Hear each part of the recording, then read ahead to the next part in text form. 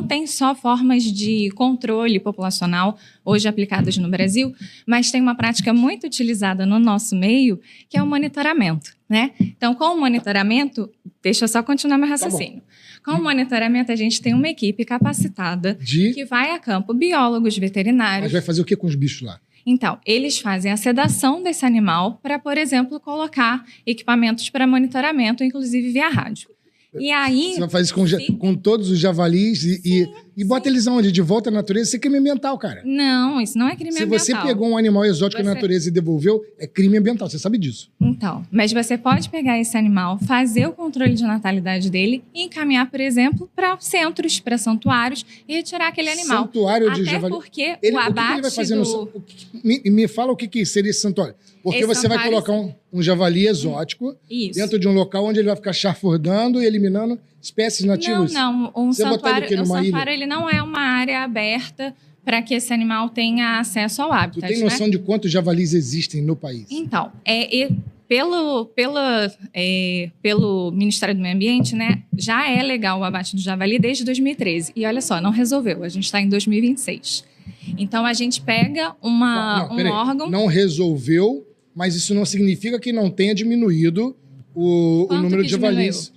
A gente não tem ideia de quanto diminuiu, mas vamos falar dos búfalos. Por exemplo, búfalos, que é maior do que javali. A gente está abrindo para pelo menos 500 búfalos. Sim. O que a gente vai fazer com aqueles búfalos que estão causando problema ambiental no parque lá? Vai castrar e devolver para a natureza? Não vai castrar e devolver para a natureza. Você vai fazer um controle populacional. Até porque a caça, quando você faz a caça, você faz uma dispersão de comunidades. Você sabe disso. Sim. Né? Então, você vai aumentar a área de abrangência, você vai aumentar a amplitude territorial daquele animal através da caça. E aí, sim, você vai estar causando um impacto que você não vai ter noção. Que não, aquele animal é um pisoteador, destrói rio, destrói mar. Então, mas você tem que tirar ele de lá imediatamente. Se você faz uma prática de abate dessa forma, ainda mais terceirizando isso para pessoas que não têm capacidade técnica de identificação, e aí isso... Quem não é capaz de identificar um búfalo? Várias pessoas. Inclusive, no meu mestrado, na minha tese de mestrado, eu trabalhei com acidentes ofídicos frente à crise climática no território brasileiro. Sim. E aí você sabia que laquesis muta não acontece no Rio Grande do Sul, né? Sim. E a gente tem notificação de acidente com laquesis muta no Rio Grande do Sul. Tá, peraí, você tá... Cobras são diferentes, cara. Não, porque a gente está falando... Laquesis mutas não é muito parecida com outras cobras. Você sabe disso. Uma pessoa vê uma minhoca e acha que é cobra. Tem pessoa que vê linguiça e acha que é cobra. Então, são pessoas que não têm capacidade técnica. Não estou extrapolando, eu estou falando... Você está falando de búfalo. A gente não pode colocar na mão de pessoas políticas públicas de controle Peixe-leão, me ambiental. fala. Tudo bom? Oi, tudo bom?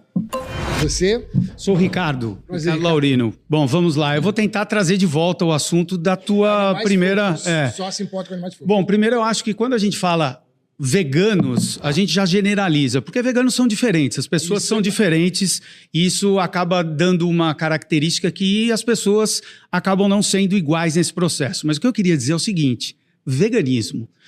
E eu acho que a primeira fala introduziu isso. Eu acho que seria legal a gente pensar, porque tudo que você está trazendo aqui são aspectos pontuais que podem gerar dúvida. Pô, o que é melhor fazer aqui? O que é melhor fazer ali? Isso é normal acontecer e a visão vegana é diferente daquela que você defende. Mas voltando para o veganismo, aliás, eu acho que a sua visão, porque como você mesmo falou, cada um tem a sua visão vegana. Não, o veganismo ela falou muito bem. Eu vou. Sua visão, porque cada um tem uma, né? Não. O veganismo ele é uma postura de amplo respeito aos animais. Você tem formas diferentes de falar.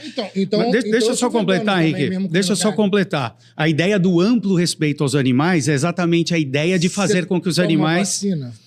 Deixa eu só completar. É o que eu falei. Você pega um ponto onde gera-se dúvida. Você toma vacina? Então, o veganismo é uma postura de amplo respeito aos animais. Você toma vacina? Que, na medida do possível e do praticável, a gente aplica no nosso dia a dia. Você toma vacina? Vamos lá. Eu vou chegar na vacina, porque isso é a dúvida. Só fala sim ou não. Tá.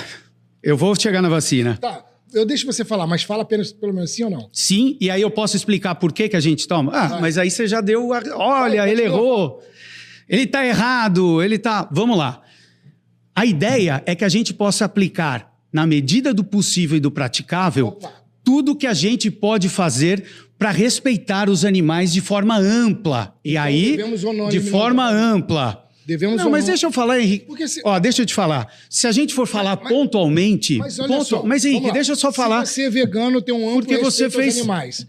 E aí, ao mesmo tempo, você abre uma exceção, porque vacina é feita com testes animais. Sim. Mas medicamento, você não precisa nem falar. Medicamento. Mas aí se eu chego e pergunto, devemos ou não eliminar o javali como uma espécie exótica? Aí o que você fala? Porque é a mesma situação, ele cai num ponto. Isso.